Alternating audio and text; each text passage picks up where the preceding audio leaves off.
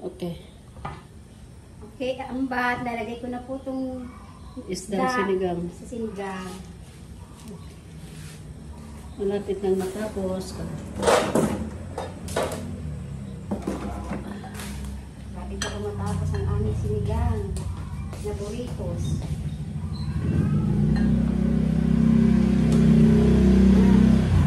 So yummy.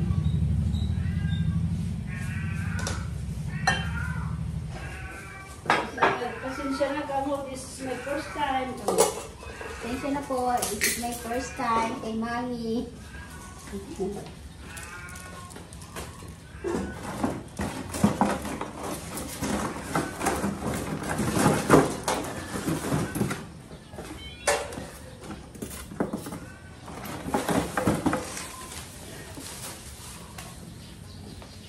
Ako na po.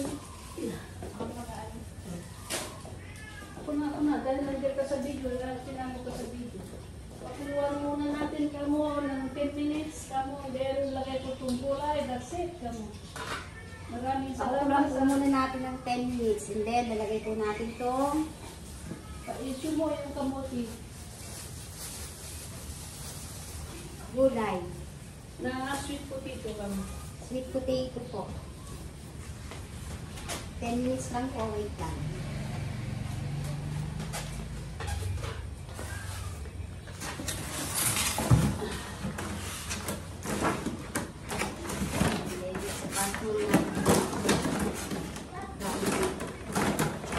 Kaya kaya na ito, pasok na dito.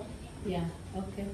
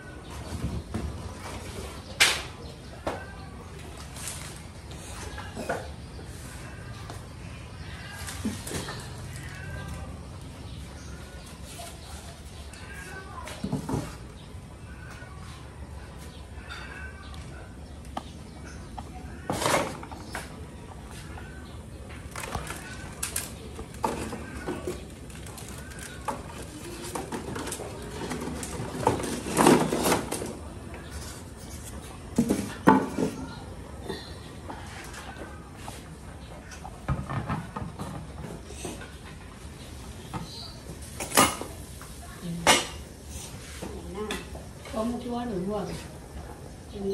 Alisin mo yung mga bubbles. See? Ano? Mga bubbles. Okay. Let's see, can I test it? Huwag mo pagtinis mo, huwag mo ibabalik ito ng hugas doon, okay?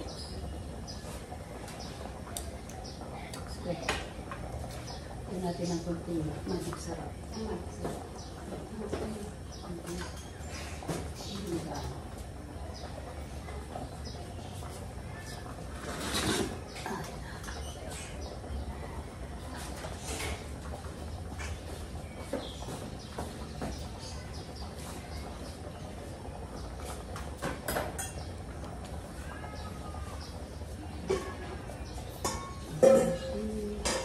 Ito muna lang sa labas, hugasan mo na yan eh.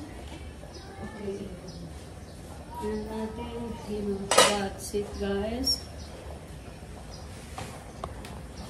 And,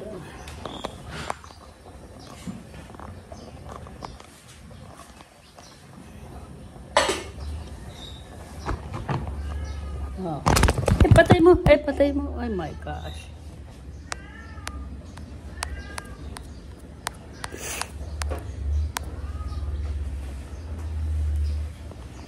Okay guys, I think it's almost done. So could you drop it now? The vegetables, Vilma, so we can finish it. The vegetables. Okay. Yes, that's a sweet potato for our sinigang fish. And then after this, we're done. Okay. Alright. So, okay guys. Thank you so much for watching Vilma's cooking and Auntie Benita's cooking. Uncle Proud, a little bit. She needs to learn how to cook. That's why I'm showing it to her. How to cook. But anyway, he's the best. Okay? Yeah, he's the best. And also, this is the fried noodle. Then, okay guys, thank you very much for watching. We are cooking outside the porch. Okay, thank you. Please don't forget to subscribe and click and share with your friends. All right, thank you so much. Bye.